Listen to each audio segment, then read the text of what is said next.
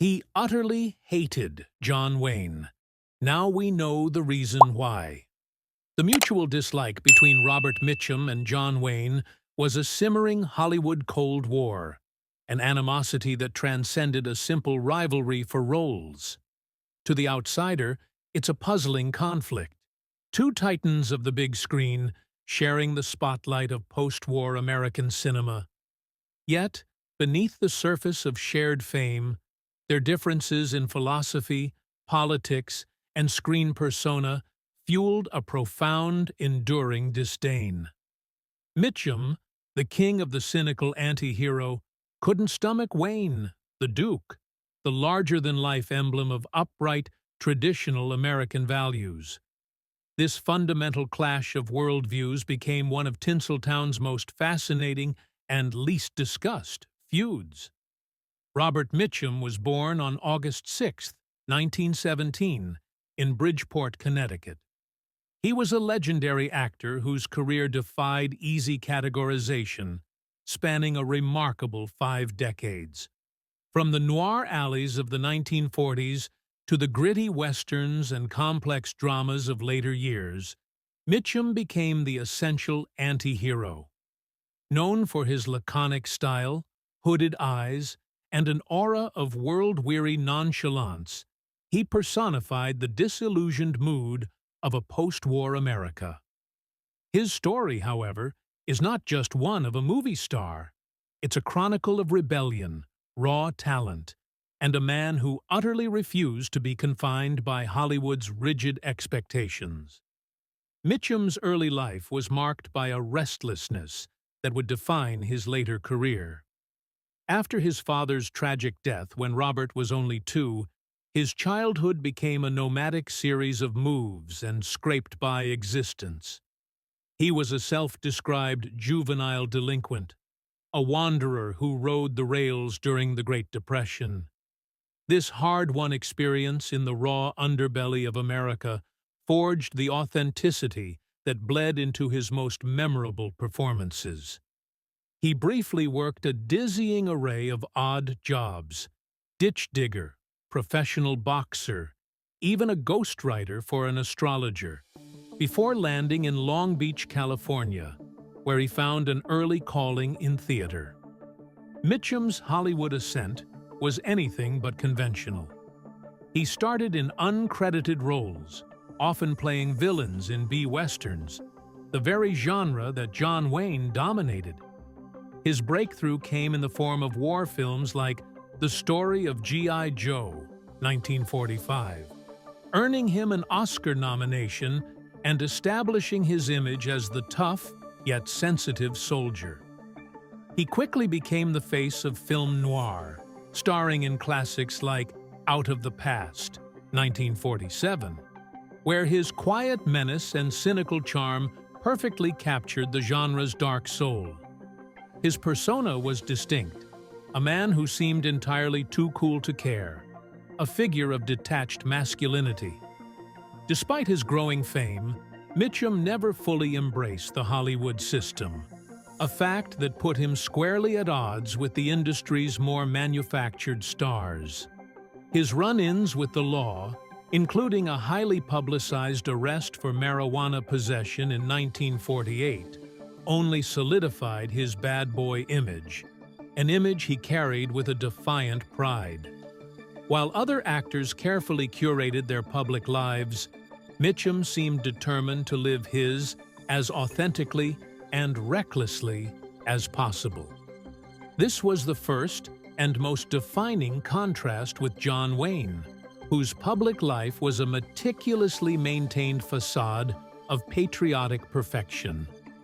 One of the deepest rifts between Robert Mitchum and John Wayne was their starkly opposing political ideologies and public stances. John Wayne was famously and militantly conservative, a vocal champion of right-wing causes, and a tireless advocate for American nationalism and aggressive foreign policy. He was a founding member of the Motion Picture Alliance for the Preservation of American Ideals, a powerful anti-communist group, and his staunch patriotism was inseparable from his screen persona. He saw himself as the cinematic moral guardian of the nation. Robert Mitchum, conversely, was a man who embodied the skepticism of the counterculture long before it even fully formed. Though he rarely engaged in overt political grandstanding, his worldview was decidedly nonconformist, leaning toward a progressive, even libertarian, disdain for authority and jingoism. He famously dismissed Hollywood's anti-communist witch hunts as a lot of crap, and once bluntly stated, "The only political party I ever belonged to was the party of survival." This quiet rebellion was a direct affront to Wayne's self-appointed role as Hollywood's conservative standard-bearer. To Mitchum, Wayne's unwavering political grandstanding was not just distasteful, it was a form of professional posturing that bordered on hypocrisy. Mitchum reportedly viewed Wayne's constant public moralizing as a thin veil for self-interest and a lack of authentic character. He saw Wayne's persona, the noble, clean-cut hero, as dangerously simplistic and out of touch with the moral complexities of the real world he knew. Mitchum's own roles, often featuring flawed, morally ambiguous men, were a cinematic rebuttal to Wayne's clear-cut heroics. Another major point of contention was their fundamentally different approaches to the craft of acting. John Wayne, known for playing essentially the same familiar archetype across decades, was the ultimate star. His success relied on the audience wanting to see John Wayne on screen, regardless of the role. He famously dismissed method acting, preferring a simple, direct approach that prioritized his iconic image over deep character exploration. He was a force of personality, not a chameleon. Robert Mitchum, while possessing an undeniable star presence, was a more nuanced actor, though he often gave the impression of minimal effort, once joking, "I do two things. I squint and I talk slowly." His best performances were marked by a subtle, deep immersion. He had a naturalistic, underplayed style that communicated more with a glance or a slight hesitation than a page of dialogue. He embodied the character's internal conflict, a trait often missing from Wayne's performances. Mitchum resented the way Hollywood elevated Wayne, in his view, for simply being himself, while overlooking actors who prioritized complexity and emotional truth. In Mitchum's eyes, Wayne represented the lazy side of the industry, a man who relied on his status and leverage rather than the continuous work of a genuine craftsman. The professional rivalry was less about competition for roles and more about a philosophical war over what constituted good acting. Their most famous interaction, though brief, perfectly encapsulates the tension. While working on a film in the 1960s, Mitchum was asked by a reporter if he liked John Wayne.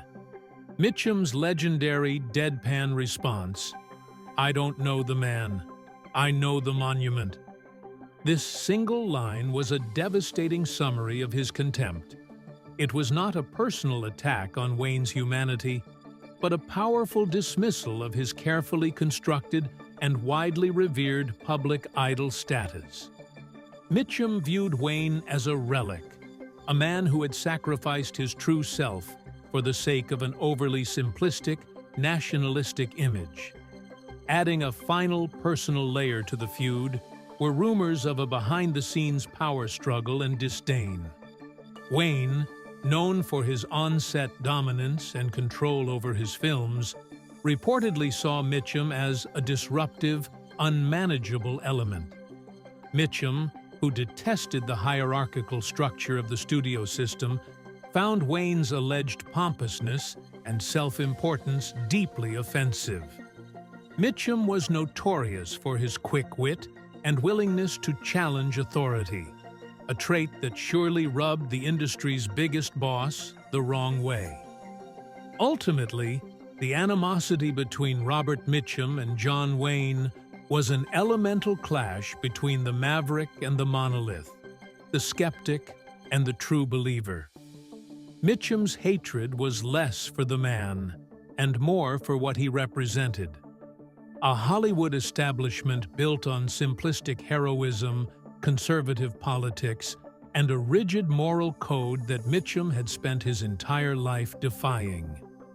For Mitchum, John Wayne was the perfect symbol of everything he rebelled against, both in cinema and in life. Both men left indelible marks on film history. John Wayne remains the eternal hero, the Duke, an icon of the Western frontier. Robert Mitchum is remembered as the eternal anti-hero, the coolest cynic to ever grace the screen.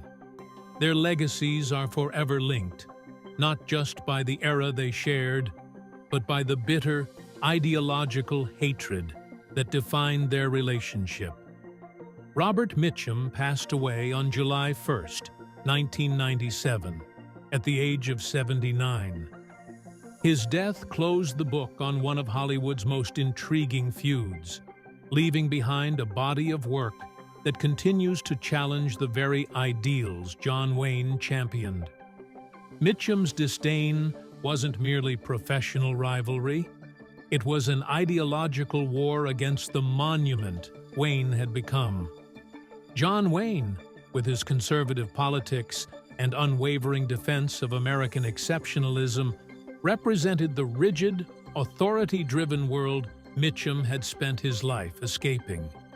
While Wayne starred in films like The Green Berets, acting as a moral mouthpiece for the Vietnam War, Mitchum embodied the skeptical, disillusioned mood of a generation questioning authority.